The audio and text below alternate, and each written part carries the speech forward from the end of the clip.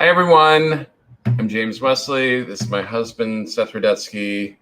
Hey, I'm just texting with Ron Dennis, who's having Wi-Fi problems. That's why my head is down. That's right. But we're here on Stars in the House. That's right. And he's got a hat. Why? Because even though the credits say hair and makeup by Julie Wesley, our kid, her credit's about to be lost. I've never had more horrific looking. Basically, it's straw that's growing straight out. It's brittle. It's so monstrous. I look like anyone know Fruma Sarah from Fiddler, her brother, Fruma Yitzchak. Anyway, I had to put it, and I never wear caps because I have a hatchet face. No, because I have a hatchet face and it looks horrible. It's the second day in a row. It's better than the scarecrow. And last night at 12:30 or 1 a.m., whenever Julie came to our room right before we went to bed, Seth said, as long as you cut my hair before 2 p.m. And Julie said, sure. And she woke up at 1:40 and at 1:45 she said, bye, I'm shopping with Gran, and left. So we lost her. So hatchet face, I can't. I'm texting with Ron. Oh, gosh. So welcome to Stars in the House. As probably most of you know. Oh, look. I think he's attempting to get on. Okay, I see Ron Dennis, but it's just... It's a big black square. Yeah, there's no actual face. But we are going to hope for the best. Anyway, as most of you probably know, I'm going to look up here because we have a new camera. So I'm going to try to be professional like a newscaster.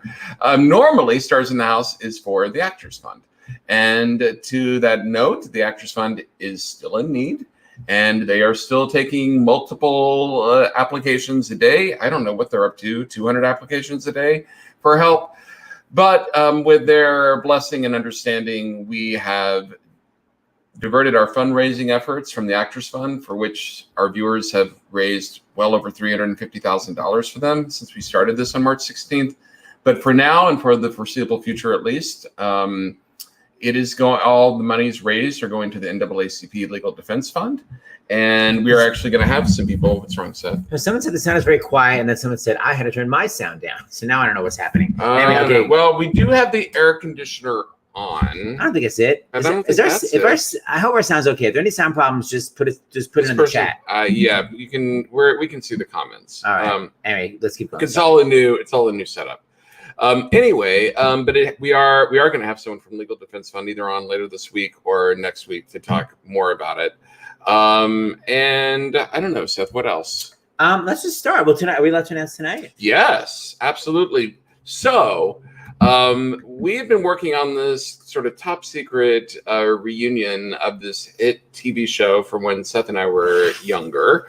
And it just turned out that manager also represents one of, I think literally tied with the Beatles, the biggest superstar group of the 1960s, the Supremes. And Mary Wilson's going to be joining us tonight. That's right. And some of the stories that her wonderful manager, Jay Schwartz, was telling us last night of when he was just talking to her yesterday, of racism in the 60s and being one of the Supremes and the Beatles and dealing with what they dealt with in the South, especially in the 60s. Even having read her book, in her autobiography came out in 1987, and I read it. It's still chilling, of course, and she's going to be here for the full hour. She was there, man. Tonight at 8 o'clock. She was there. During the original Civil Rights. And Martin Luther King Jr. went to a number of their concerts when they were on tour, and she was at his funeral. So her testimony to then and now is more relevant than ever, and we're really thrilled and we're grateful to Jay for making it happen and happy that she's going to be here tonight with us. Anyway, Ron Dennis is coming, it looks like, but I got to start with my friend Dev, who I've known for a million years, who I feel is really at the forefront of diverse casting, which is obviously such a big deal nowadays. So let me bring on my friend Devanand, who nobody calls Devanand. We're going to discuss that in a moment. Here's Dev Janki. Hi, Dev. Hey, gentlemen. Hi. Okay, so I was raging at Dev because I was like, Dev, everybody calls you Dev. Why in all playbills are you always Devanand Janki? And he said, because that's my full name. It would be like you being in a playbill and being called Sethi Rudetsky. I was like, what? That's my name. Dev is just easier for most people, but Devanand is my name. I know, but we all call you Dev. The point is this. My mother calls me Devanand. When people are mad at me, they call me Devanand. You know, if I'm in trouble, I'm Devanand. Thank you. What's your middle name, by the way? It begins with an N, Namek. Thank you. Yes. Okay. I believe it's like Polish or something, which is so strange. I actually do not know where it comes from, but well, you've got such your family is so mixed because because if you don't know, so Devanand has this amazing retreat that we all used to hang out in Connecticut, but it was owned by like a white settler. Like who I talk about here in Bingham because I'm obsessed with him. So my heritage is my parents are from Guyana, from South Asian and Persian descent way back. But I grew up in Canada, but my mother remarried, and my stepfather is white American and comes from an old traditional American family. They're ancestors of Hiram Bingham, who was the explorer who rediscovered Machu Picchu, who Indiana Jones is based on. And anyway, we have this very interesting house out in Connecticut, in Salem, Connecticut, that I have brought many friends to over the years to get away from the city. And it's very rustic. It's in the woods. It's very beautiful. And I started bringing my Broadway colleagues, including Seth, right after 9/11. 9/11 happened, and it was another crazy time in our lives. And I was like, let's get out of the city and just gather together up there as a community. And it sort of became a tradition. And in the past 5 years ago, it evolved into being Live and in Color, which is a theater company that develops new work. So that's sort of the short story. But you began, and we're gonna get into Live and in Color, but Deb began as a traditional dancer. You were a ballet dancer. You weren't even a musical theater dancer. You were old school ballet, right? And actually, yes, I was. I was a professional ballet dancer in Canada, where I grew up before I moved to New York. But I don't know if you knew this, I started out as a boy soprano in the opera. I sang in many, many operas. Yeah, well. Oh, who wants to hear that? I did not know that. My dad was a huge opera buff. I sang in like 5 operas as a kid, and then became a professional ballet dancer, and then moved to New York at 18 years old. And in fact, my first day in New York, I met you, Seth. I met you in the hallway of the Beacon Hotel with Tim Cross and Chris Sieber. Literally, I just moved in, and I remember you were helping Tim move in or something. I didn't know that. Yep. You don't remember it, but I remember you. Oh, that is so funny because Tim went to AMDA like Dev did. You were in the same class. Yeah. And they were at the Beacon, which of course is right across the street where we lived many years later. Oh my God, Deb, but how do you know it was me and not like Mario Cantone or somebody? Seth. Who happened to be memorable, please. Say no more. Okay, so hold on, Devanand. So one of my questions actually is, it's interesting about you being basically Guyanese. What I experienced, I remember during Miss Saigon, because you were in Miss Saigon, a lot of Asian performers I knew, their parents didn't want them going into performing. And I feel, obviously a lot of white people, like, sometimes parents are like, oh, you should be a doctor. But I think it's much more accepted in the white community. Do you think in the Asian community or the Black community, it's harder to become a performer? Absolutely. Parents, especially then. I mean, I can only talk from my experience, but when I moved to New York and was pursuing a career on Broadway, I really was the only brown person, the person of South Asian descent. And I literally got no's wherever I went. Like, I never had an agent. Agents told me I was uncastable. And I just sort of I persevered and then went to every open call I could. And it actually wasn't until Miss Saigon where I was surrounded by fellow Asian artists who are of my generation, who came from primarily immigrant families, and they were first generation American, that I had brothers and sisters who had the same experience as me, where, our families were less supportive, not out of not wanting us to succeed, but just knowing that there were less opportunities for us out there. Deb, that's what I was going to ask you that. So what was your support system then? If you were getting, you were getting no's all the time, like what kept you going? Andrea Burns, yes, my very first roommate. No, I just knew what I loved and what I wanted to do, and I it's interesting. I don't know. I guess it's my upbringing, and my parents actually were very supportive. It's interesting. I don't know why I wasn't discouraged. I mean, your answer is very similar to Leslie Uggams, actually. Yeah. It was like her parents were really supportive, but it's like it was, and very optimistic. Yeah, optimistic. You come from your mom is so positive. You come from a very positive upbringing, which I think helped you. Definitely. I mean, they instilled a lot of self-esteem in me, which is, as underrepresented communities, we need to keep going, because we're always sort of being told no, or being the door's being closed on us. But things have, and I always share this story. 2 years ago, I was invited to a South Asian panel at Lincoln Center that was put together by Natasha Sinha, who's a producer at the Signature Theater. She was at Lincoln Center at that time. And it was the first time that it was like hundreds of South Asian artists in one place. And none of us really knew about each other. And they had a panel of people on the stage, included Ayad Akhtar and Anish Sheth, who's an amazing actress and transgender activist, who was on stage they were actually talking about this very specific question about how their parents felt about them going into the arts. And she was talking about how she didn't think there was a place for her. And then she went to see a Broadway show and saw someone that looked like her on stage, and it changed her life. And now she has this successful career. Cut to, I introduced myself at the party, and she said, "It was you. I saw you in Miss Saigon, and it changed my life." Aww. Oh my God. It was one of those moments that I just cherish. And, we often don't know the impact we're having just by being out there and showing our face.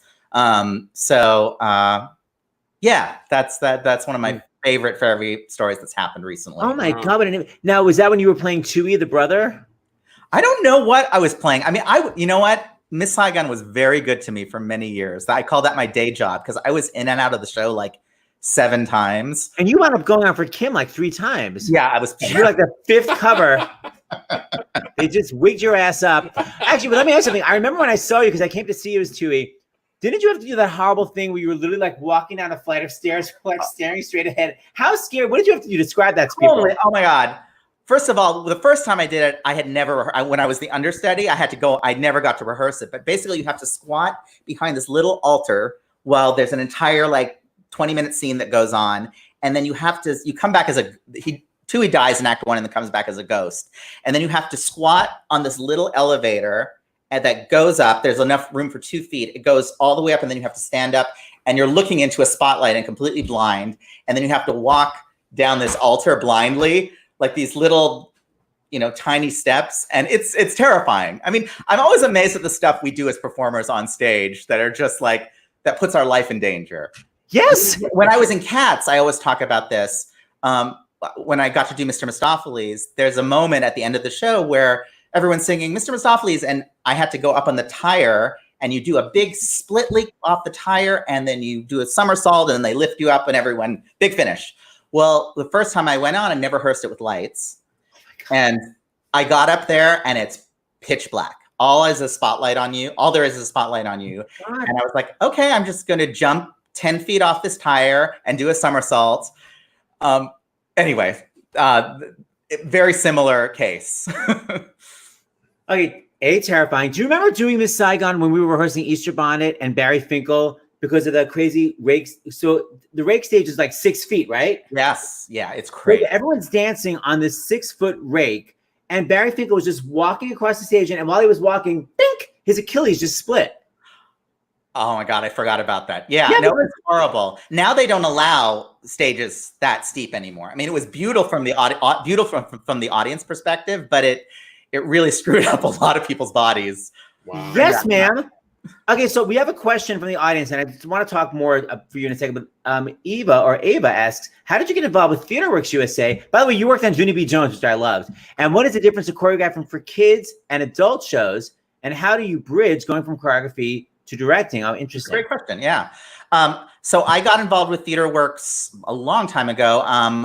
Peter Flynn and I, our very first show was Junie B. Jones, which turned out to be their biggest hit ever. It's been running for 15 years touring the country. Who would have thunk? And I've done like 10 shows with them over the course of all these years. And for those of you who don't know, TheaterWorks USA does incredible work. They bring top-notch Broadway talent and composers and actors together and create these basically mini Broadway shows for young people. And it sort of is cultivating the next generation of theater artists and audiences. And I guess to answer the question, that's how I got involved. But quite frankly, I don't approach theater for young audience shows any different than adult shows. I mean, for me, it's storytelling. And in fact, TYA shows are much harder than adult shows because kids do not put up with any crap. They need to keep them entertained. You need to keep honest. You need to keep authentic. And when it comes to directing and choreography, for me, it's the same thing. It's all storytelling. It's all intertwined. It's all, how best can we communicate what's going on stage with our audience? Hold on. There are a couple of clips I want to show, but I actually don't see them. So I do want to ask you this then. How, because we're raising money for the NAACP, League of Defense Fund. Here, I'll do the text. Keep talking. Well, hold on. Well, no, I have to send the emails. Okay. What kind of, I'm sure you faced some racism. I actually remember one time, we won't really say who, but I remember you trying out for a chorus line. And what was the comment? Do you remember you heard from a certain person? Oh, there were several. Okay, go. I'm going to send this email. It was basically, I feel like you were trying out for Paul and someone behind the table. Okay, you can go. I want to say it. No. Tell me. Repeat. Because I haven't. Didn't you overhear someone being like, we are not going ethnic with this role, like full volume? And you're like, I don't know how you even heard that. Oh, I'm sure I did. I thought you were going to say another story, but that yes. I mean, I heard that all the time. I mean, I was so excited to have the original Richie on the show because I don't know that you know, my very first job was at Gateway Playhouse doing a chorus line, and I was cast as Butch and the Richie understudy. And wait, Butch, go on. Both black roles, by the way. Hold on, you are getting little applause from Ron Dennis, who was loving that. Wait, so you think you literally had to be like, the line is, and I'm black. Exactly. Wait, so you literally had to just. We lost him. What else is new? But you had to literally pretend to be black? Yeah, I mean, I was the only brown person around, so I got thrown, and I had to go on stage, which was mortifying. But Oh my god. Okay, so I'm gonna show. This is something that. Well, actually, no. I'm gonna bring on. Hold on. Let me bring on Ron. Actually, no. Before, God, so many things I want to do. So, Deb, talk about your organization. I'm supposed to have the reel here, and I don't. But please talk about Live and in Color. And tonight, you even actually have a live. Yeah. So, Live and in Color, we're a not-for-profit theater company based both in New York and Connecticut. Our mission is to develop new plays and musicals that celebrate and promote diversity. We're going into our 6th year. We basically do nationwide submissions for new work, and we workshop them, develop them in the hopes that we're a pipeline for these productions and these artists to succeed. As with all of us, we're negotiating this whole new online platform, which you two have brilliantly done, and everyone is following your lead on this. And we are actually starting our own online series, and we have something called Be Our Guest, where I interview POC people on the show. And tonight, actually, I have Leona Michelle from Little Girl Blue on. So it was amazing. He did this great musical about Nina Simone, which got a phenomenal reviews at George Street. So she's going to actually be on your show tonight. Yes, yeah. We have to get her on your show too, because she's an extraordinary actress and writer. Little Girl Blue was our first show to actually get produced, and to much success at George Street. And George Street did such a beautiful job with it, and it sold out. And we're going to be talking about it tonight. But for those of you who don't know, Nina Simone was a jazz singer who was also a major civil rights activist. And the show takes place in 1968, right after Martin Luther King is shot at a concert where there's a lot of protesters outside. And who would have thunk that story would be even more resonant today? I mean, it's crazy how history keeps repeating itself. Hey, Deb, back up a little bit. Yeah. So why Live and in Color? I'm going to ask the most simple yes, question. No, absolutely. That's a great question. I mean, going back to bringing my talented friends up to Connecticut to that place. I mean, Andrea always talks about this. I have always said, like, you know what I want to do? I just want to put on shows with my talented friends. Do you know what I mean? And the bottom line is I have so many incredibly talented people around me that don't get opportunities, you know, and specifically underrepresented communities who are stuck in the ghetto of, you know, doing the Black shows or the Asian shows or the, and just trying to create a community of theater artists and leaders. I mean, I think that's the thing about it that I really want our community to push the industry forward.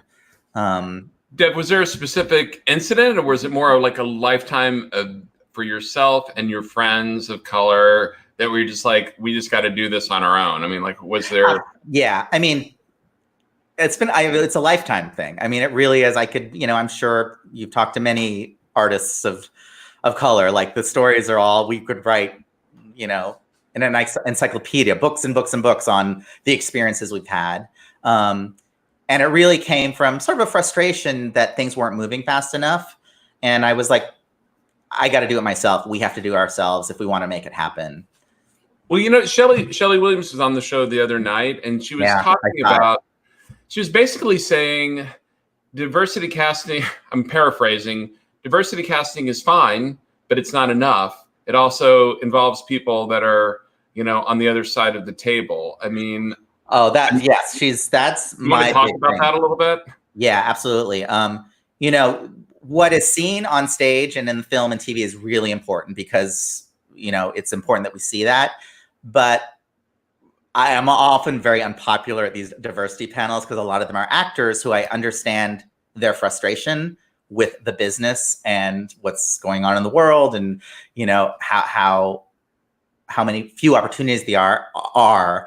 And I often say, you really have no power in terms of how the business side of it works. Right. If you really want to make a difference, you need to be a director, you need to be a writer, you need to be a producer, you need to be writing a check. Those, you know, it's unfortunately the reality. And it's not to take away people. I mean, people have to talk about it and protest and do whatever they need to express. But in terms of really shifting it, it needs to be the people that are writing the check. You know, it's that's really where the change will come. So my organization is not just about the shows. It really is about the people behind the scenes as well, the directors and the writers and our interns, and you know, trying to cultivate that new generation. A couple of things. First of all, you have a new fan. So,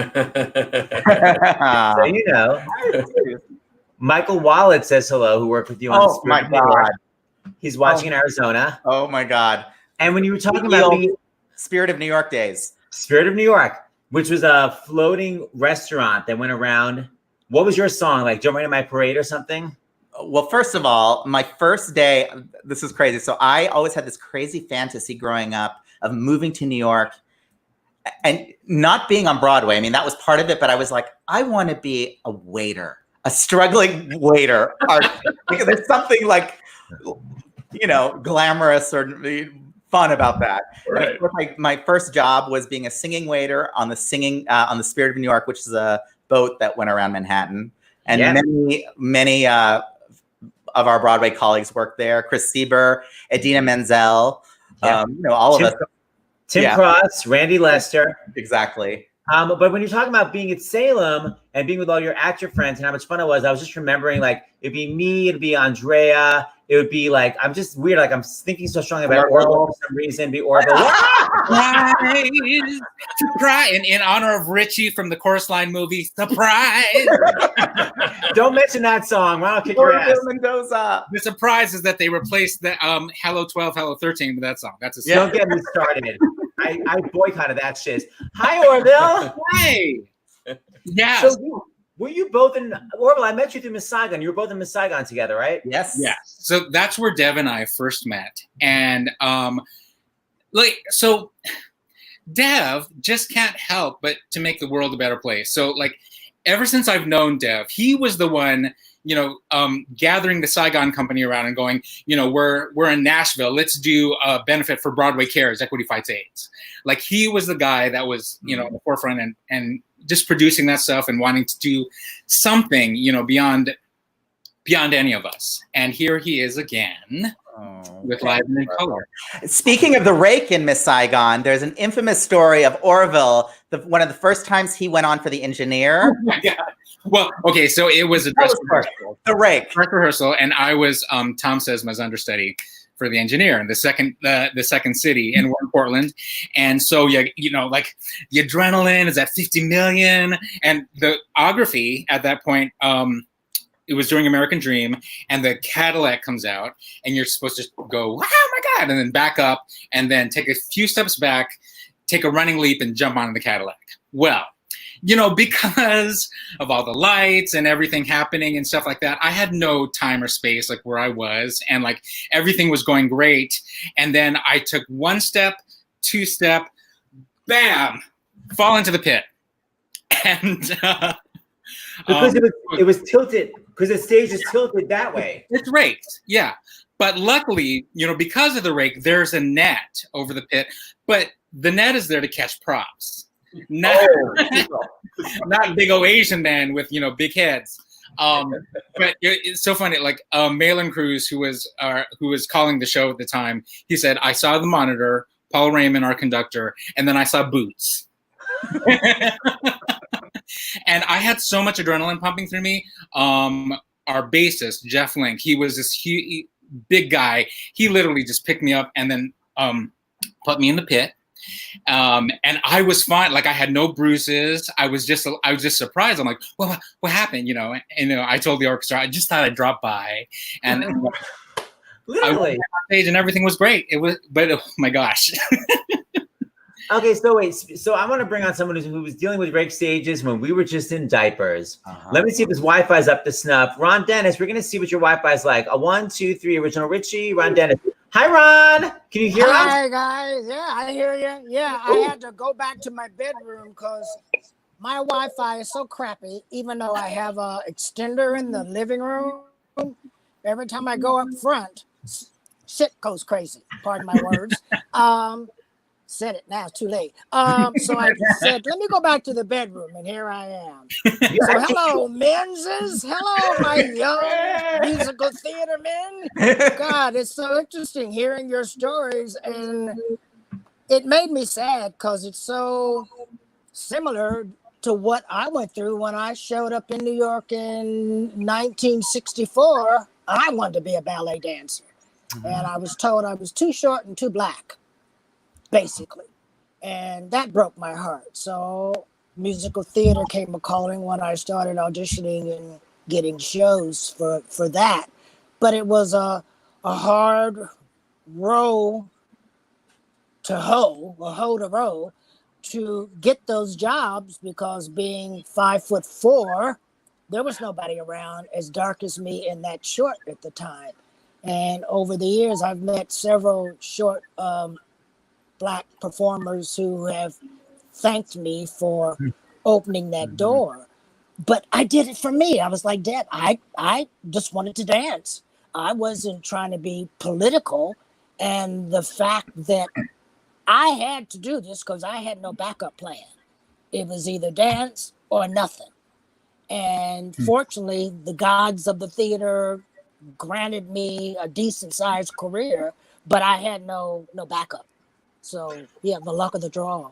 Ron, tell Devin Orville about your boss who let you out for that audition, that crazy story when you were in New York. Oh God. When I left high school, I had a partial scholarship to go to Butler University as a dance major. My family was broke. We had no money. My uncle, my Tishwa Tuda uncle, who had some money, I asked him if he would co-sign a loan, and he wouldn't.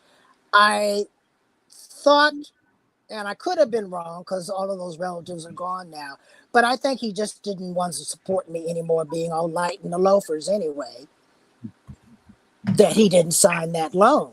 Yeah. So I worked at E.F. McDonald's Plaid Stamps Distributions Company in Dayton, Ohio. It was like S&H green stamps and those sort of things that people would take in there. They go to the market and they give you stamps and you put them in a book. And once you get enough books, you go and get, say, the big item was a shopping cart, a wired. I can't tell you how many of those suckers I put together over the 2 years I was there. You tap on the little spokes, the little cap, to keep it from falling off, and they'd show up with that because it was like 2 books. So I had auditioned for Showboat, the revival that happened in June of 1966, 2 previous times.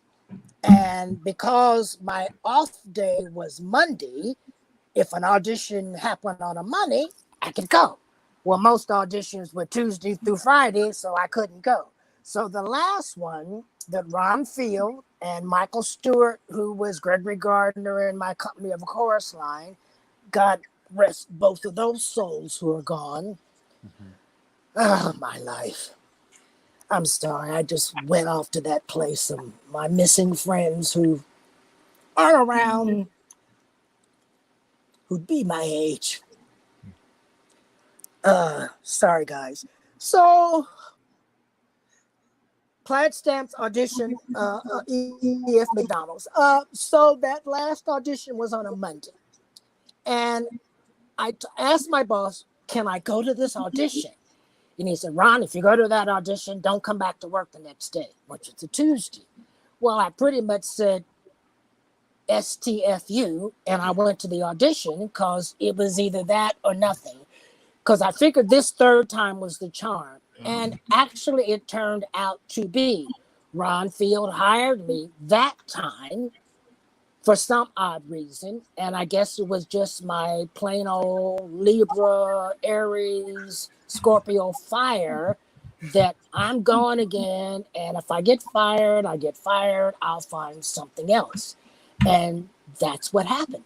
And it set the stuff into motion about what happened with my career afterwards. The hard part was there weren't a lot of roles for somebody my size and my color, as I said earlier. So I remember once I had an agent in LA, a manager person, and he said, well, we need you to be more like Danny DeVito. Can't you be that kind of type? I said, what, gain weight? They didn't know what the hell to do with me out of here, any more than they knew what to do with Michael Bennett when he had a whole idea about how to film the movie of a chorus line. Hollywood rejected him. So that's what happened with that story about my first job and how I just took a chance. I'm going to show everybody. This is, if you don't know Ron, here's a little quick clip of Ron on the Tony Awards dancing in unison. He is the original Richie from a chorus line. Let's take a little quick look.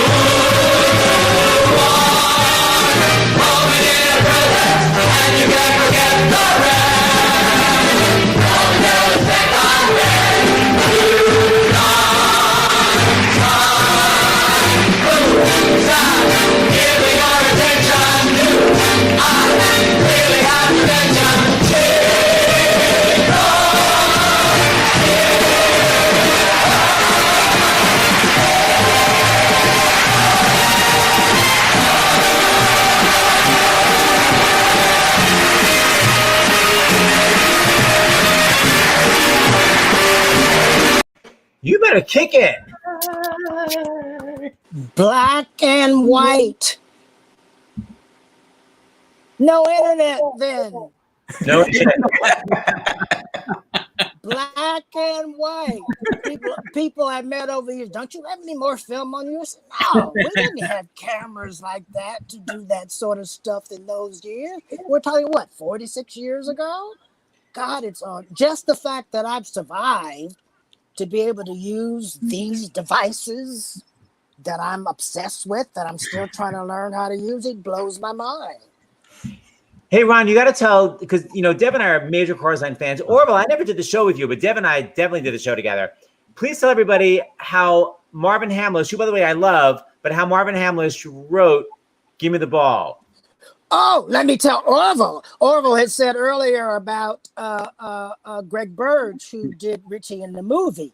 The reason why Give Me the Ball is not in the movie is because I was told later on, it wasn't Marvin's decision, it was the studio's decision, but I don't believe it. I wrote Give Me the Ball. Marvin didn't write that song. I did. Michael Bennett had me sitting around the 6-8 weeks of rehearsals off Broadway like I was going to be the next black face on Mount Rushmore. I was so pissed off. He had me sitting there, and I think he did it deliberately to get my I can't use the N-word, but that's what he was trying to dredge up. Mm-hmm. And 2 weeks before we opened off Broadway, Michael sidles up to me like he did most pre-lunches with people he was about to fire and say, I need to talk to you at lunchtime. And I thought, here it comes. Because Barry Bostwick was our original Zach. I don't know if you guys know that. Mm-hmm. And Michael let him go for whatever reason I never found out. So I lost my train of thought. Help me, guys. Where was Michael Bennett said he wanted you to have your own song. Oh, yeah. Well, Bjork and I had a song called Confidence that they don't even have the music of anymore because I tried to find it through Fran Liebergall's help a few years back. And Confidence was me on one end of the line, Bjork on the other end of the line. And it was about the two ethnic people in the show. Who was more hireable? Was her being Asian more worthy of being hired, or the brother on the end? Wow, so that's incredible. She would sing lyrics like, I'm sure that Richie thinks he's got it, but he's wrong if he could spot it. He forgets that I go either way. Confidence, that is the wonders of cafe. Lyrics like that Ed Cleveland wrote. Wow. And our sort of chorus was, and I'm the only one, and I'm the only one, and I'm the only one here, back and forth. So I was told that when Marsha Mason saw the run through, they felt our number was too musical comedy to begin the opening of a chorus line. Because after the da-da-da-da-da-da-da-da, that was the first song you heard. So they cut it. So I sat around pissed off for all those weeks.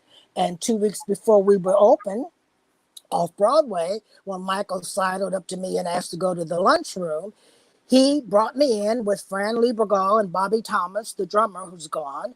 And Michael Bennett sort of sang like a bad Joe Cocker, these lyrics, give me the ball, give me the ball, give me the ball, yeah. And he says to me, go home and make something out of this. So I was up to the challenge. I didn't have a number, and I was damn sure going to get something in this show other than just being the chocolate face up there. So that night, I sat in my bedroom going with the lyrics, and those were Candy Brown's words, because Candy Brown was in that last workshop before Michael hired me. That's her story from the workshop, because her song was buttons, bells, hats, and bows, or something like that.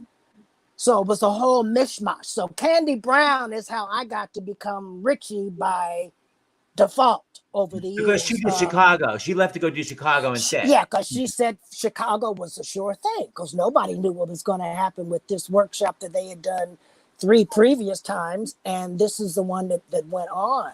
So I went to my bedroom that night after he said, go home and make something out of this. And I started channeling in my mind Aretha Franklin. And don't ask me why. I can't tell you now, sitting here, what that came from. But in my head, I went like, give me the ball, give me the ball, give me the ball, yeah. Give me the ball, give me the ball, give me the ball, yeah. I was always running around shouting, give me the ball, give me the ball, give me the ball, yeah. I was so enthusiastic. That was Aretha. I was in everything. See, that was another Aretha thing in my head. The yearbook was filled with my pictures, and I was lucky because I got a scholarship. So you know the rest. So Aretha was my muse. And I used to have guys say to me over the years, bitch, why you got to sing so high? But listen to this 75-year-old voice now. It hasn't changed. You know, years ago when I was doing acting stuff, I had someone I knew rather well said, Ronnie, maybe you should go to a voice coach and get your voice lowered. Maybe you get more acting jobs. And I said to her, like, how many jockeys do you know that talk like a bass? And she got the point. You know, we little people have higher voices. And I used to be pissed off about it, but it is what I've got, you know? So the Greg Burge thing, Marvin didn't want that song in the movie, and they cut it. That's the only song even though they gave my dear friend Allison Reed, who's my buddy, my closest friend, we did Pippin together, a short tour. She was Allison and I was Pippin, and Don Grady and Pat Carroll. Don Grady was Pippin and Pat Carroll was the grandma. Oh, you were the leading player. Yes. Wow. I'm telling y'all, I have a resume of people that I've survived somehow after living with AIDS all these years. I don't get any of this. I really don't. When were you diagnosed with AIDS? I found out in 1984 when I was on tour with La Cage aux Folles. The ELISA test came out. You know, in the backstage of every theater you go to, there's that sign-in sheet, and they have gynecologists and doctors and dentists. I chose the doctor. And because USA Today had a big old splashy colored headline, new test to detect HIV disposal available. Exposure, available. I went and took the test, and 2 weeks later, I got the results back that I was positive. And I didn't have any real symptoms until 1986, but I had known since 84. And then the hell happened. I remember when the show closed in 1990, that was the week before I was first hospitalized after like 3 years of symptomatic stuff that was hellish. And I was so sick that week. That was the week we did the Donahue show and all of this press, and it was closing. And now looking back how I got through that, because after our last event, I was having an episode and just trying to walk like 4 steps. I would have to sit down somewhere and rest because the body was so exhausted trying to fight off this virus. And that whole week I was there staying in a friend's apartment. I was having night sweats during the day. People don't really realize how debilitating full-blown AIDS is to different people, and it acts differently on everybody. And the fact that I managed to survive all of that until the meds came out in 1996. I don't get it. That's my common phrase. And since that time, there's been so much physical stuff I've had. Rotator cuff, carpal tunnel, 2 back surgeries. I just had elbow surgery in February, and I'm still dancing. And can't wait to get back to class. It's church. It's the one place I feel a higher power that I know exists is in the theater and certainly in the dance studio. It's the place that I've always felt uplifted and equal for the most part. Even with all of the hubbub the past few years of, I guess it was Oliver. What? Laurence Olivier? No, I'm having a moment thinking about people complaining about black actors getting work that white actors think that they should have. And Deb sort of talked about that earlier. that there are people that are white actors that are resentful that there are people of color now working on Broadway. And back in my day, there were very few of us. And there still aren't many of you of color when, what is it, like 7.5% of Broadway is still mostly white employed actors? It's very token. There's always like like the sidekick they'll now make. Still. It You comes, guys talked definitely- about it. It blows my socks off. Yeah, it Crazy. comes in waves. It's like for Asian actors, you'll have the one Miss Saigon revival or the King and I revival. Oh, and then somebody just said, raise your camera so we're not looking at your nose. Sorry. My friend Candy Brown just texted that to me. Candy, I was my mother. My mother does that when she FaceTimes me from the assisted living facility. I'm always saying, Mom, raise your camera. I'm only seeing your nose. And now I just did it. Like mother, like son. That's sad. Thanks, can't. Candy. But Orville, for you, it's always like, it's not like, I mean, how often, Orville, do you get to just go into a role where it truly is race blind? Because normally they'll say it is, but it's not. I mean, so like I have the benefit, frankly, being a character guy, that I get called in for like the ethnic alternative. Like, if you're looking for an ethnic alternative for the character guy, then, look at Orville. And I have actually benefited from that a lot in my career. Like I originated Roadshow, Stephen Sondheim's Roadshow at the Public Theater. I did a revival of Passion at Classic Stage. And, those are all non-Asian characters, but, like I'm able to go in there and do that. But yeah, like as far as playing Asian, let alone Filipino, there's like, nothing out there except these pieces that Asian specific theater companies do for like Filipinos. So yeah, 1 year on Broadway, we'll have a King and I, or we'll have a Pacific Overtures, and I did the last Pacific Overtures revival on Broadway. But then I just want people to think about that pressure. Our phone. Because they talk never about, rings. they talk about how hard it is to be an actor on Broadway. But when you're Asian, it's like you have a show and all of the Asian actors are trying for that particular show. Absolutely. And, it's, the competition is there. And I have to say, also speaking to that, we encourage each other and we lift each other up so much. Going back to like what Dev is doing with Live and in Color, there's only so much we as ethnic actors can do. We can speak out certainly when representation is not what it should be, but real change is going to come when we change these institutions, these, long established theater companies, and also when we create our own institutions, when we create our own spaces, and that's exactly what, Dev is doing with Live and in Color. So we're not, yes, we absolutely want to push for, these established institutions to make changes, but we're also not waiting on that. We're creating our own as well. Much like what's going on in our country now. Yeah, Absolutely. It's the same, and Black folks have been dealing with this stuff since they shipped our behinds over here in 1619.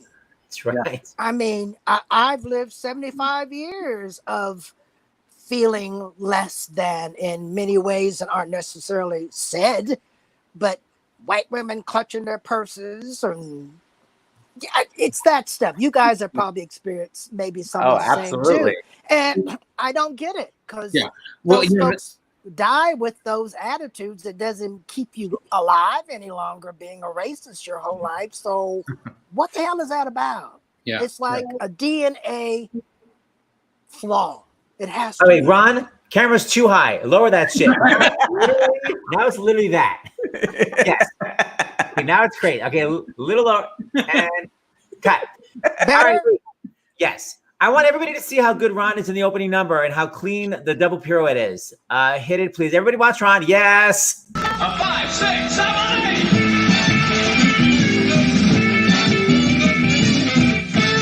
Hold it. It's very good. Listen, just do me a favor. Stay in the formation, please.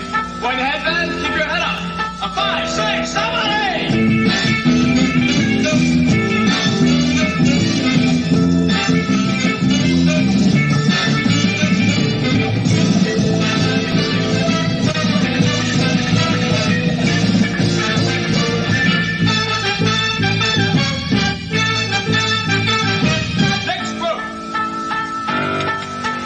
Yay! Amazing. God, has that choreography changed over the years? People have tweaked it and torched it and everything else. Not very literal. It's fun to, Dev and I know, like, it's very interesting to watch you because it was much more free back in the day, and now it is so literal. And your knee has to be on the ground on that. Yeah. It wasn't that literal at first. It was much more free flowing. And it was done on Michael Bennett's body, who was no taller. Maybe Michael was an inch taller than me. I was 5'4". The doctor just told me in February when I had this elbow surgery that I'm only 5'2". Well, that said you shrink with age. So that shot me down about an ego notch of 3. So that choreography was done on Michael's body. I had watched him several times rehearse Donna back in the day doing Music in the Mirror. You should have seen him do that number. If you can imagine Michael Bennett doing that number on his body. Sure. OMG.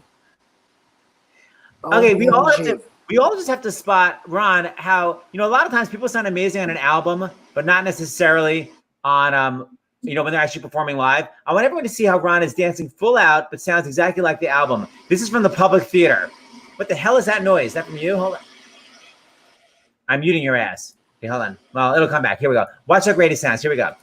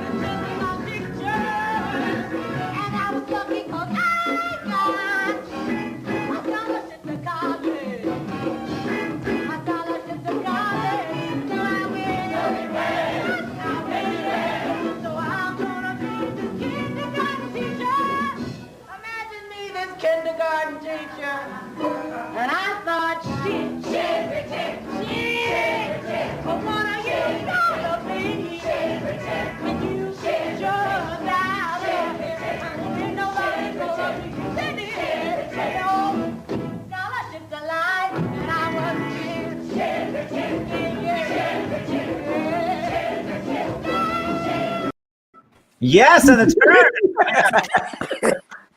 Yes. Amazing. Wait, I have it divided up. Hold on. Here's a little middle section. So I just want you to watch the crazy energy. First of all, you're so pulled up. And just, I love the energy of you bouncing across the stage.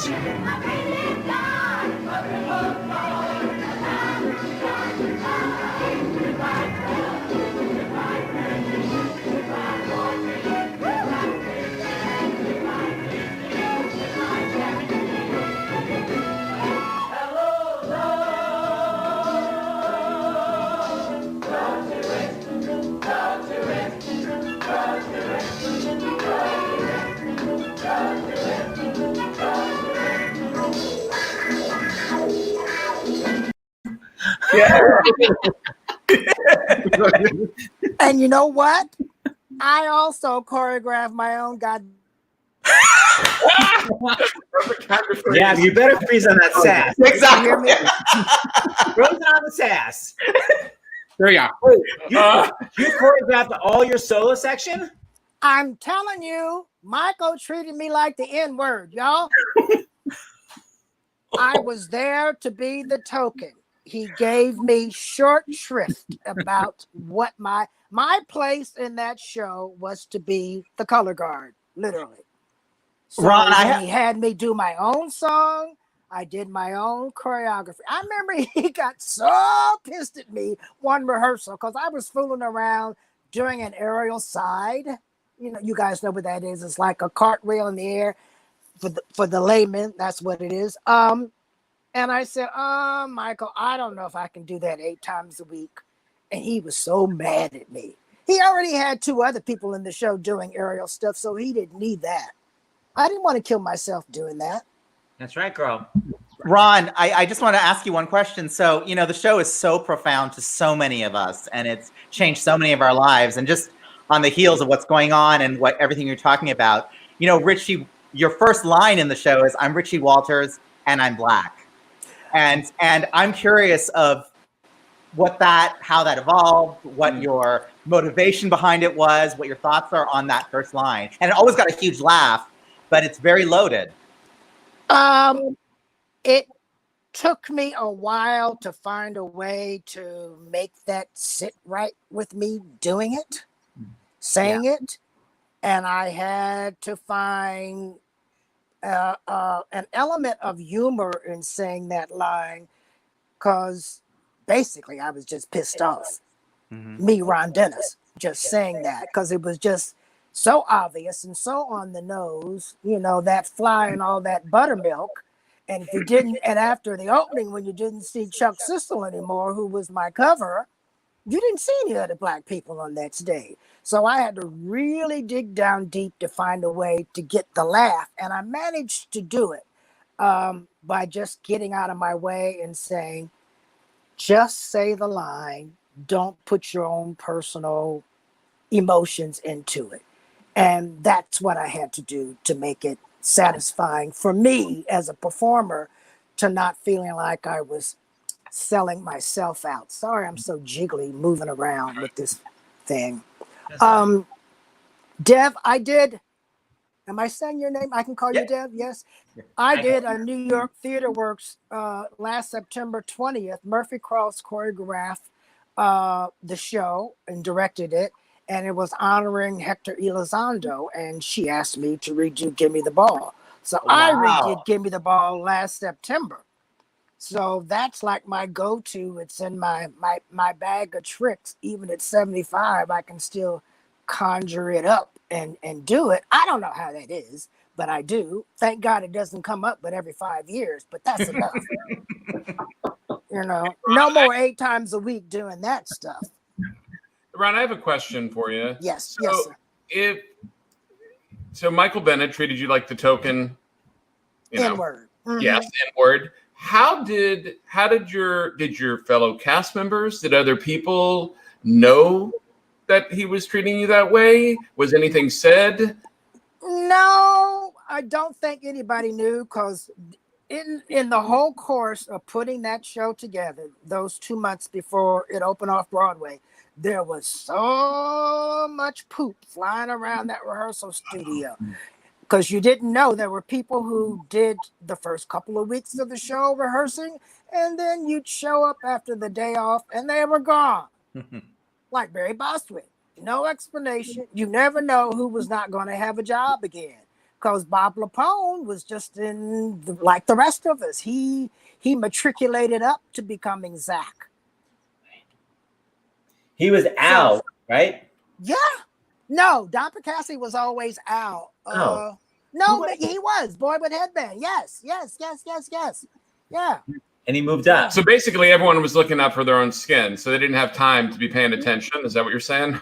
Well, sort of, kind of, but nobody knew what kind of skin you were going to get in the end in this game. There was no guarantee anybody was going to have any skin. It was basically about the numbers that they had written earlier on before we started rehearsals, which was Music in the Mirror and Tits and Ass and Nothing for Priscilla and at the ballet. And other than that, it was, I don't want to say piecemeal because it sounds disingenuous, but we'd be in one studio rehearsing, forgive my hand flying around my face, and then Marvin would come in at certain points, and Ed Cleban, and they'd huddle with Michael, and they'd go off into another studio and come back after lunch, and they'd have new numbers. It's exciting though.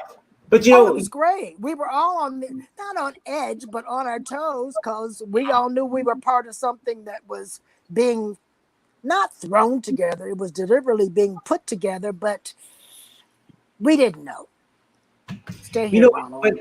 But when you talk about your first line, having to say I'm black, it's like we were talking to Shelley Williams, who's a black director, and she was saying how important it is to have black people on the creative team, because you couldn't go to anybody and say, I don't feel comfortable saying this line. It was all just white people around you. So you couldn't express Exactamundo.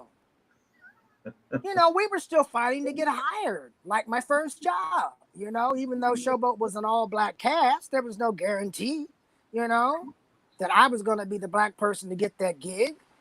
And still to this day, my friend Brian Moreland, who's a producer in New York, There's only 6 black producers in New York, and this is friggin' 2020. What the hell is that about? Money, power, Yes. white power. And So I don't mean it to sound racist. It's a friggin' fact. no, Right. We don't control anything. People of color in the theater, we are at the largest of the people that decide they want to do our products. By the way, okay, so 2 things I want to say. First of all, how much you've influenced all of us. So, but just recently, because of Hello 12, Julie, our kid, forced us to do a TikTok, and we totally based it on and we have like hundreds of thousands of views at this point, just based on that. And I'm not a dancer. Please don't judge me. But we did it because of you. Here we go.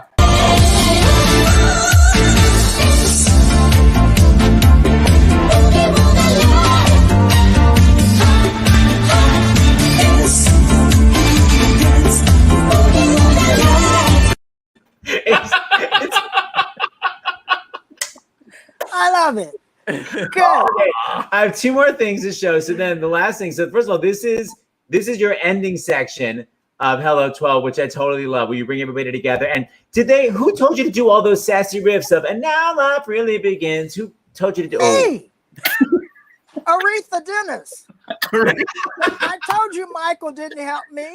But the other thing is, to his credit, Marvin had no funk in his bones. He couldn't have written anything for me anyway, to be perfectly honest. And that's not a dish of Marvin. I mean, look at his portfolio of songs that he's written when he was alive. There's nothing funky in any of that stuff. Name me one funky Marvin Hamlish song. He was not a funkmeister. I agree. No. Come on, All right. let's be real here. Here you are, assassin out. Here we go.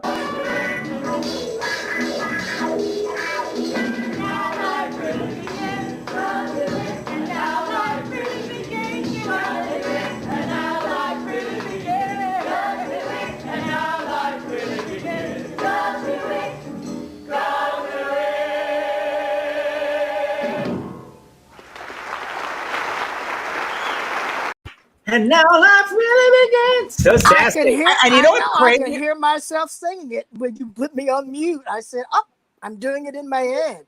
And you're doing it at the end of an 11-minute number. I don't know how you do that. It is literally the longest number ever that you're killing yourself, and then you have to turn that out at the end. And it's brilliant. Well, I was 33, so I was young and on fire, and You were younger than 33. You were younger than 32, 30. Do the math. I'm 75 now, and that was 46 years ago, so I'm close. Yeah. Oh my God, you look 21. And the final thing I'm going to say, DNA. Okay, the final thing I'll That say should is, be my new tagline. DNA. Okay. so this is something Dev and I did together, which was also sort of in honor of your show. So Dev and I did this show called Broadway 101 for the Actors Fund. And we wanted to show what it was like to be a swing. So we showed a part of Hello 12, and we showed all the different sections of the ending. And then we had an audience member come up and point to one of the dancers and say that dancer got injured, their coccyx fell out. And then I had to go on to that dancer. So this is a little clip of me doing Hello 12. I got put into one of those 3 sections, and I can barely remember when I danced, but this is me, and Deb put this together for me. Here we go.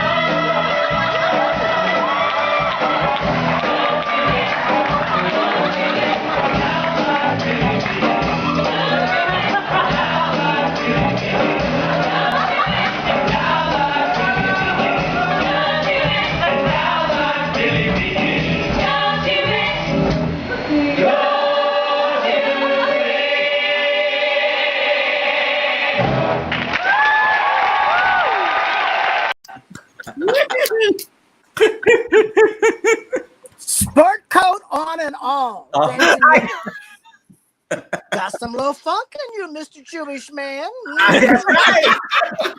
Shows you how close we are in genetics, baby.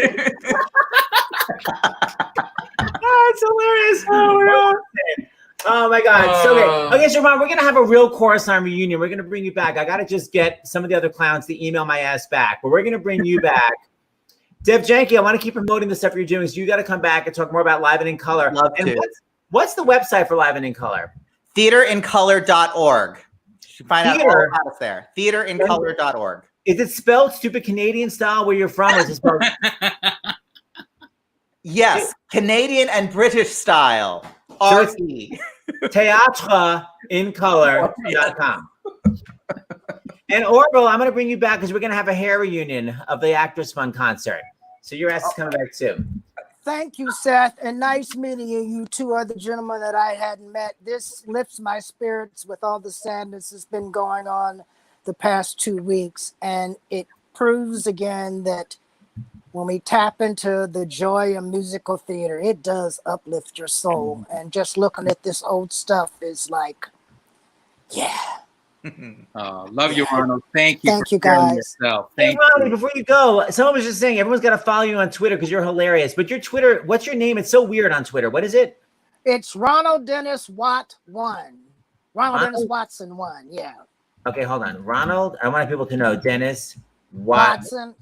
It shows up as Ronald Dennis Watson 1. I don't know why that is. I didn't do it. What one or But what? just type in Ronald Dennis and it'll show up. There you go. There, that's right. That's it. Yeah, I'm feisty on Twitter politically, so I'm old. So that's what happens when you become a senior. Your mouth sort of like lets everything flow out because you're not afraid of the repercussions of getting fired from jobs because you got too political. And if I don't say it now, who else the hell is? You know? Girl, speak up. Speak up. Me and Billy Porter and whoever else, got to holler. Yes, ma'am. All right, I'm gonna play you guys out. We're gonna run our credits. All right, and thanks, guys. And tonight, Thank you. 8 p.m. Yes. Barry Wilson. Okay, hold on. Where are we gonna? Where you got the end credits here? You're gonna. I have a feeling I know what you're gonna play. So I'm gonna try. Let's see if I can still play it. Hold on. Oh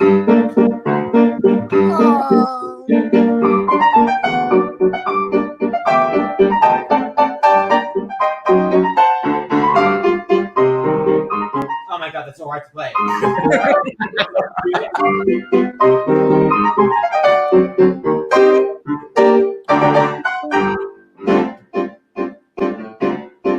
I'll go to the funkiest song in the world.